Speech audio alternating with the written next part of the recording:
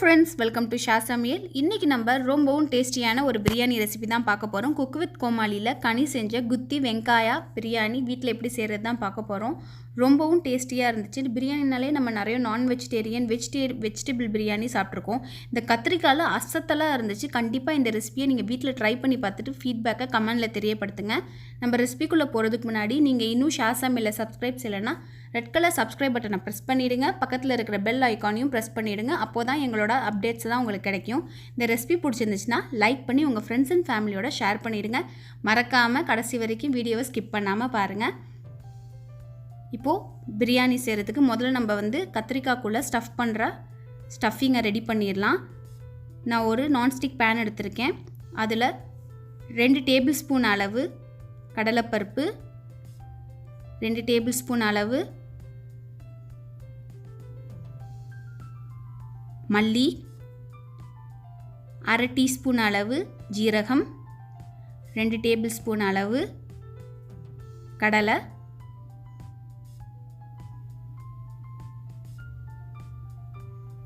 1/2 teaspoon அளவு எள்ளு அதிகமாக சேர்த்தா கசப்புத்தன்மை வந்துடும். அதனால் 1/2 டீஸ்பூன் அளவு சேர்த்துக்கலாம். 3 கிராம்பு, ஒரு சின்ன பட்டை சேர்த்துக்கலாம். சேர்த்துட்டு லோ ஃப்ளேமில் வச்சு ஒரு 3 நிமிஷத்துக்கு நல்லா இதை ரோஸ்ட் பண்ணிக்கலாம். இந்த எண்ணெய் ஊற்றிலாம் ரோஸ்ட் பண்ணக்கூடாது, ட்ரை ரோஸ்ட் தான் பண்ணணும். அந்த எள்ளெல்லாம் லைட் கோல்டன் கலர் ஆகிற வரைக்கும் நம்ம நல்லா வறுத்துக்கலாம். ஏன் நம்ம இப்படி வறுக்கிறோன்னா அப்போ தான் அதில் இருக்கிற பச்சை வாசம் போய் நல்ல ஒரு மணம் வரும். இப்போது காரத்துக்கு ஏற்ப நான் ஒரு 6 வரமிளகா சேர்த்துருக்கேன். நீங்கள் கொஞ்சம் லைட்டாக காரம் அதிகமாக சாப்பிடுவீங்கன்னா நீங்கள் 7 இல்லைனா 8 வரமிளகா கூட சேர்த்துக்கலாம். சேர்த்துட்டு 8 பல்லு பூண்டு சேர்த்துருக்கேங்க. சேர்த்து ஒரு 2 நிமிஷத்துக்கு இதே மாதிரி ரோஸ்ட் பண்ணிக்கலாம். இப்போது நம்ம மிக்சர் ஜாரில் சேர்த்து இது நல்லா ஆறுனதுக்கப்புறம் 1 டேபிள் ஸ்பூன் அளவு தண்ணி சேர்த்து நல்லா இந்த மாதிரி திக்காக அரைச்சி வச்சுக்கலாம். அரைச்சி சைடில் வச்சிடலாம். இப்போ நான் 1/4 கிலோ அளவு கத்திரிக்காய் எடுத்திருக்கேன். அதை இந்த மாதிரி ப்ளஸ்ஸாக கட் பண்ணிக்கணும். கட் பண்ணிவிட்டு உள்ளே ஏதாச்சும் பூச்சி இருக்கான்னு செக் பண்ணிக்கோங்க. சப்போஸ் பூச்சி இருந்துச்சுன்னா கட் பண்ணி அந்த பூச்சி சைடை மட்டும் தூக்கி போட்டுருங்க. இப்போ நம்ம அந்த திக்கான பேஸ்ட் அரைச்சோம் இல்லையா, அது உள்ளே நம்ம ஸ்டஃப் பண்ண போகிறோம். நல்லா அந்த 4 சைடு கட் பண்ணியிருக்கோம் இல்லையா, அந்த 4 சைட்லேயும் அந்த ஸ்டஃபிங் இருக்கணும். இப்போ ஸ்டஃப் பண்ணி அந்த வெளியிலலாம் எக்ஸஸாக இருக்குது பார்த்திங்களா, அதெல்லாம் லைட்டாக இந்த மாதிரி கையை வச்சு ஈவனாக ஆக்கி விட்டுருங்க. ஆக்கி விட்டு இதே மாதிரி எல்லாத்தையும் நம்ம ஒரு பிளேட்டில் செஞ்சு வச்சிடலாம். இது ரொம்பவும் சாப்பிட்றதுக்கு டேஸ்ட்டாக இருக்கும். ஏன்னா கத்திரிக்காயெல்லாம் ஸ்டஃப் பண்ணி இருக்கிறதுனால பாருங்கள் எல்லாம் செஞ்சு வச்சுட்டேன். இந்த மசாலாவையும் எடுத்து வச்சுக்கலாம், யூஸ் ஆகும். இப்போ நம்ம பிரியாணிக்கு வெங்காயத்தை ரெடி பண்ணிடலாம். இப்போ ஒரு பேனில் ஒரு 4 டேபிள் ஸ்பூன் அளவு எண்ணெய் ஊற்றி 2 வெங்காயத்தை நீட்டமாக கட் பண்ணியிருக்கேன். இப்போ அந்த எண்ணெய் நல்லா மீடியம் ஃப்ளேமில் இருக்கணும். நல்லா எண்ணெய் சூடாக இருந்தால் தான் அந்த வெங்காயம் கோல்டன் கலராகவும் நல்லா கிறிஸ்பியாகவும் ஃப்ரை ஆகும்.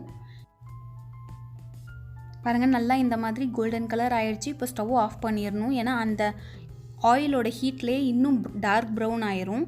அதனால் ஸ்டவ் ஆஃப் பண்ணிவிட்டு இந்த ஆனியனை நம்ம செப்ரேட்டாக ஒரு பிளேட்டில் எடுத்து வச்சுக்கலாம். இது ஆறிடுச்சுன்னா நல்லா கிறிஸ்பி ஆயிரும். ஒரு பிளேட்டில் தனியாக எடுத்து வச்சுட்டேன். இப்போது அதே எண்ணெயில் நம்ம ஸ்டஃப் பண்ணி வச்சுருந்தோம் இல்லையா கத்திரிக்காய், அதை நம்ம ரோஸ்ட் பண்ண போகிறோம். நீங்கள் எதில் பிரியாணி ஆக்க போகிறீங்களோ அதிலே நீங்கள் எண்ணெய் ஊற்றி ரோஸ்ட் பண்ணிடுங்க. ஏன்னா இதோட மசாலாலாம் அதில் ஒட்டி இருக்கும். நம்ம பிரியாணி அதே பேனில் ஆக்கினா அதோட டேஸ்டெல்லாம் அப்படியே இருக்கும். இப்போ நான் ஒரு 1/2 டீஸ்பூன் அளவு உப்பு சேர்த்துருக்கேன். சேர்த்து நல்லா இந்த எண்ணெயில் இந்த மாதிரி ஃப்ரை பண்ணிடுங்க. ஃப்ரை பண்ணிவிட்டு மூடி ஒரு 3 நிமிஷத்துக்கு நல்லா இது லோ ஃப்ளேமில் கத்திரிக்காய் வேகட்டும். இப்போ நம்ம ஒரு பவுலில் 1/2 கப் அளவு தயிர் சேர்த்துருக்கேன். தேவையான அளவு உப்பு. ஏற்கனவே நம்ம கத்திரிக்காயிலையும் சேர்த்துருக்கோம். இப்போது ரைஸ் செய்யும் போது அதுலேயும் சேர்ப்போம், பார்த்து ஆட் பண்ணிக்கோங்க. இப்போது 1/2 டீஸ்பூன் மிளகாத்தூள், 1/4 டீஸ்பூன் மஞ்சத்தூள், 1/2 டீஸ்பூன் பிரியாணி மசாலா. வீட்டில் அரைச்ச பிரியாணி மசாலா டிஸ்கிரிப்ஷனில் லிங்க் கொடுத்துருக்கேன், செக் பண்ணிக்கோங்க. ரொம்பவும் சூப்பராக இருக்கும்.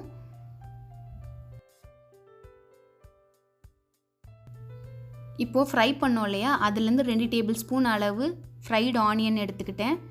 அது ப்ளஸ் கொத்தமல்லி புதினா சேர்த்து நல்லா மிக்ஸ் பண்ணி அதை சைடில் வச்சுக்கோங்க. இப்போ நம்ம அதை ஓப்பன் பண்ணி பார்க்கலாம். நம்ம கத்திரிக்காவை வேக வச்சுருந்தோம் இல்லையா, அதை மீதம் இருந்த மசாலாவை யூஸாகவும் எடுத்து வைங்கன்னு இல்லை, அந்த மசாலாவை ஆட் பண்ணி ஒரு 1/2 டம்ளர் தண்ணி ஊற்றி நல்லா மிக்ஸ் பண்ணிக்கோங்க. மிக்ஸ் பண்ணி ஒரு 3 நிமிஷத்துக்கு லோ ஃப்ளேம்லேயே இருக்கட்டும். அப்போ தான் அதோட கிரேவி மாதிரி ஒரு டெக்ஸ்சர் வரும். 3 நிமிஷம் ஆயிடுச்சு.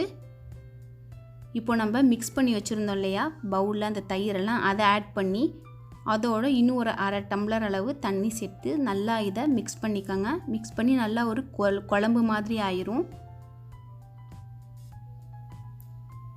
இப்போ ஒரு 3 நிமிஷம் நல்லா கொதிச்சிருச்சு. நல்லா கொதிச்சு இந்த மாதிரி எண்ணெய் வந்து மேலே செப்பரேட் ஆனோடனே ஸ்டவ் ஆஃப் பண்ணிடுங்க. நம்மளோட பிரியாணிக்கு மசாலா ரெடி ஆகிடுச்சு. இப்போ ரைஸ் ரெடி பண்ணிடலாம். ஒரு பேனில் நான் 1 கப் அரிசி எடுத்திருக்கேன். அதனால் பாதி பேன் ஃபுல்லாக தண்ணி ஊற்றிருக்கேன். இதுக்கு அளவெல்லாம் தேவையில்லை, ஏன்னா நம்ம ரைஸை வந்து வடிக்க தான் போகிறோம். அதில் ஜீரகம், பெப்பர்கார்ன்ஸ், இலைச்சி, பட்டை, கிராம்பு, ஸ்டார் அனீஸ், ஒரு பச்சை மிளகா, தேவையான அளவு உப்பு சேர்த்து 1 டீஸ்பூன் அளவு எண்ணெய் சேர்த்து நல்லா கொதிக்க வைங்க.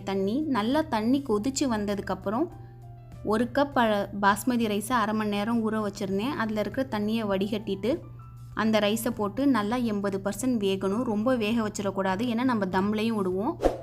இப்போ நான் தண்ணியை வடிகட்டி ரைஸை செப்பரேட்டாக எடுத்து வச்சுட்டேன். நான் அதே பேனில் பாருங்கள் நம்மளோட கிரேவி ரெடியாக இருக்கா, அதுலேருந்து கொஞ்சம் கிரேவி மட்டும் நான் செப்பரேட்டாக எடுத்து வச்சுருக்கேன். இப்போ நம்ம வடித்த ரைஸை அந்த கிரேவிக்கு மேலே லேயராக போட்டுட்டு நல்லா இந்த மாதிரி ஸ்ப்ரெட் பண்ணி விட்டுக்கோங்க.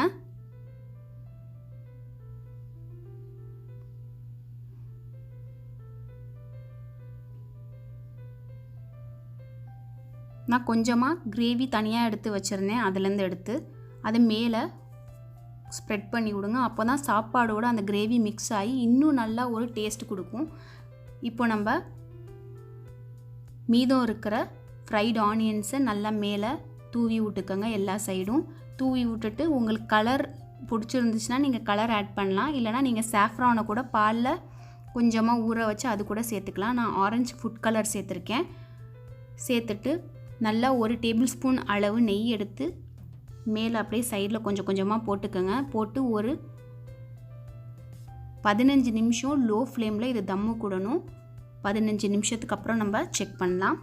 இப்போ 15 நிமிட்ஸ் ஆகிடுச்சு. லோ ஃப்ளேமில் தம்மு விட்டாச்சு. இப்போ நம்ம மூடி ஓப்பன் பண்ணி பார்த்தா நம்மளோட சூப்பரான டேஸ்டியான கத்திரிக்காய் பிரியாணி ரெடி ஆகிடுச்சு. ரொம்பவும் டேஸ்ட்டாக இருந்துச்சு.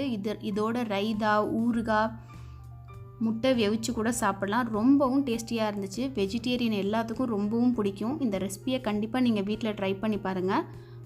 எப்பொழுதும் நீங்கள் பிரியாணி எடுக்கும் போது சென்ட்ரல் எடுக்கக்கூடாது, சைட்லேருந்து தான் எடுக்கணும். பாருங்கள், சைட்லேருந்து எடுத்தால் எவ்வளோ அழகாக அப்படியே அந்த கிரேவியும் அந்த ரைஸும் எப்படி தனித்தனியாக இருக்குன்னு பாருங்கள்.